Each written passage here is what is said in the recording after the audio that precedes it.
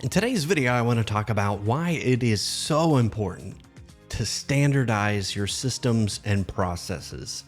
In the last video, I talked about how to start the extraction process to get those systems and processes out of your head, out of the gray matter that's between your ears, because if it's stuck there, if it lives there, you're always going to be chained to your business.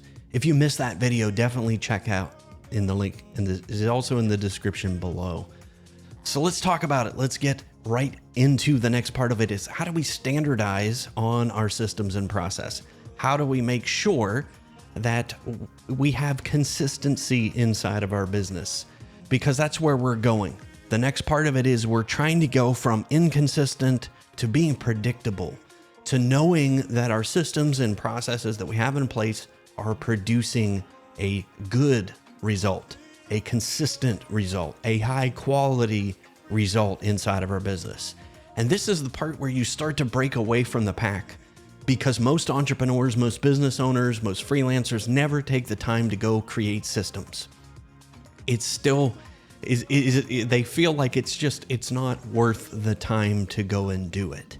But I promise you but taking the little bit of the time to get these things out of your head into systems is going to save you so much mental bandwidth. And especially if you feel like you're chasing your tail, you're over and over again, you can't seem to get to a scalable part of your business. That's the challenge. That's the challenge that we're trying to solve right here. The challenge is going to be getting everybody into that system and having everybody working the system so that they're not always relying on you to implement that system. And that is where freedom comes from. That is where calm comes from. So let's talk about that. Think about extraordinary leverage is created. The number one thing I've learned, in especially the last business that I sold, the money, the variable, if especially we're for creating a saleable asset, the money is in the systems. You have so much leverage anytime you create something, especially if you create something that can be sold more than once. And the next time that you sell it requires minimal effort. So it doesn't matter what business that you're in, whether you're a creator, whether you're a tech provider, it doesn't matter.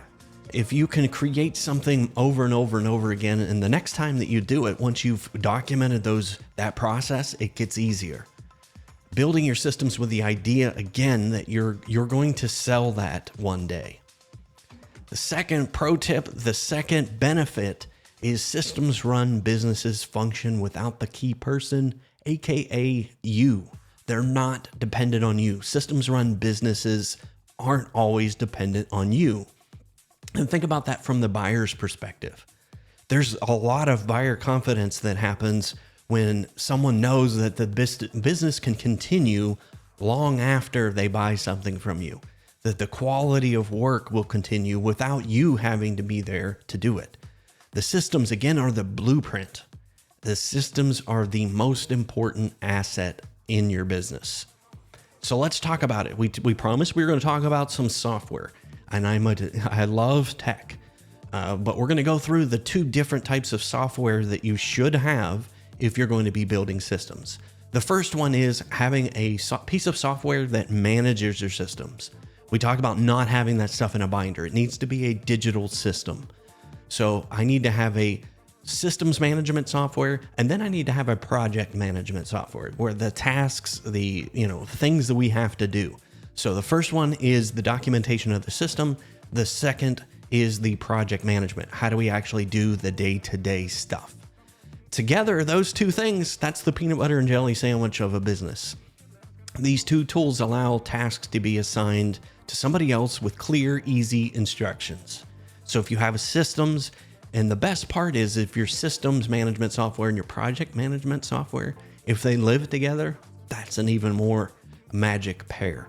So you'll see that efficiency will improve over time, especially when you can create my favorite word, templates.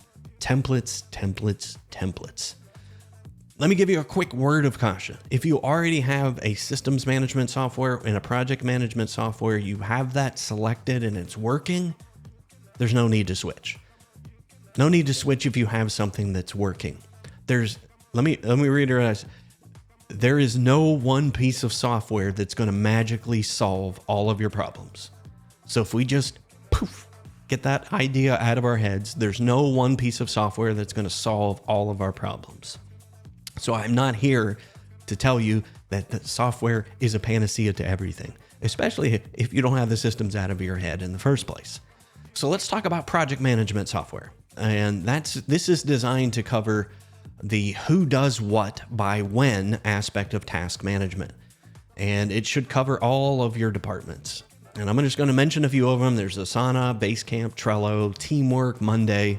But we here at Orange Nomad, and you'll see on my YouTube channel, we love ClickUp. I am a firm believer in ClickUp. I love me some ClickUp. There, I said it. So let's talk about the things that a project management software should have.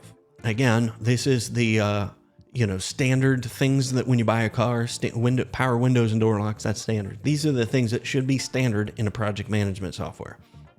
Obviously, the first thing is you need to have basic task creation where you can assign a member to do the task.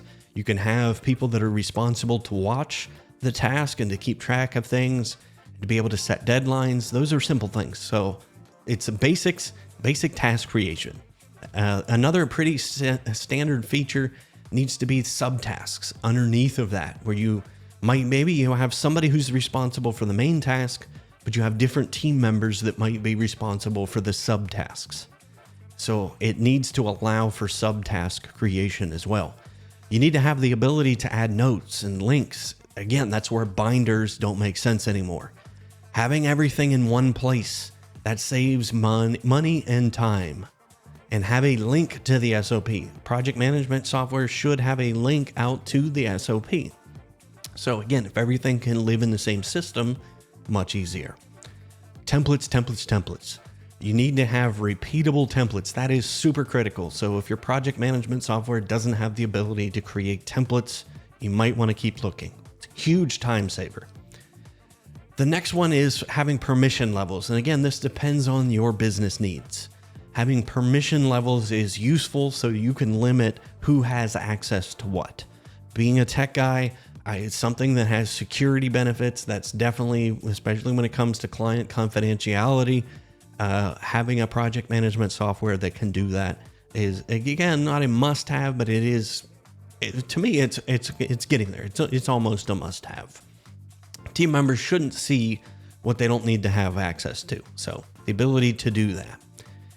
It's super easy to get overcomplicated with software, and some of these softwares can get super, super complicated. Even ClickUp, you can make that complicated. I made the mistake. You can check out my YouTube video. I started out with a big mistake. But having unneeded features or, creating complexity, that is only going to be the Achilles heel. Nobody's going to follow that system if it is hard, if it's not intuitive, if it's difficult, if it's more work than actually doing the work. I love automation, but let me give you a quick caution on automation. My recommendation is if you don't have systems and processes documented, that you're going to want to do these manually first. Do the steps manually, get the process outlined, perfect it, then automate it. If you're trying to automate something that's already broken, that's only going to create more stress and chaos in your life. Again, let's talk about the second half of that peanut butter jelly sandwich, systems management software. And this is the documentation of how to do something. Remember, as we mentioned, this is where your SOPs live. The primary reason many businesses have trouble with their systems and process is they don't have a systems management software. Things are scattered. You might be in that spot. You might have some stuff in Dropbox, some stuff in Google Drive, some stuff in SharePoint, some stuff sitting on a folder on a server somewhere. If everything is everywhere, that means it's really nowhere. If you spend more time trying to find it than to actually do the work, think about how much it's costing your business. So let's talk about the benefits and the standard features that a systems management software should have. It should be the single source of truth for your systems and process. Systems management software, it's purpose built to make the process of documenting businesses and documenting process easy and, dare I say, fun. But avoid storing things in a document management system. Think of like, a wiki or just something that you need a programmer to go in and actually make look good and easy. That, if things are in a place, or if it's in a folder level and it's 65 levels deep inside of a folder on SharePoint, you and your folks are less likely to use that. So it needs to be super simple. You need to have all of the resources to actually do a task in one place. And again, that's where spreadsheets, images, audio, video, email templates, flowcharts, you get the idea. Those should all be embedded into your systems. So those all need to live in the same place. Not all systems are relevant or needed by everyone. This again goes back to project management software, having permission levels on systems and processes, especially the ability to limit who can edit your systems. That is super clutch when it comes to systems management software. Having a sign off, having, some type of documentation that when somebody does a task that they followed the SOP. That's super important. It removes the possibility of I didn't know. But if having some type of sign off, and that could be where they just agreed that they have read and understood the system. They've done the SOP for how to perform a task. Same recommendations here as I did with project management software. It needs to be super easy and uncomplicated. It is so easy to make things super complicated, especially if we're a small team. It's easy to take all of those features and build this all complex system. But if no one ever uses it, you just wasted a whole lot of time and a whole lot of money. For me, that peanut butter and jelly sandwich, remember I mentioned it is ClickUp.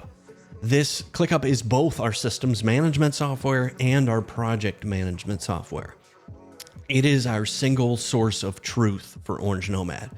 I've got a lot of videos here on my YouTube channel, but if you want to go a little bit deeper, I do have a masterclass that'll help you get started. Also has some templates that aren't available here below this video, but a link to that masterclass is in the description below as well. So what is your number one takeaway here? And if you're using a systems management software that you recommend, and I would love to know what that is. If you have a project management software that is totally working for you, let me know that in the comments as well.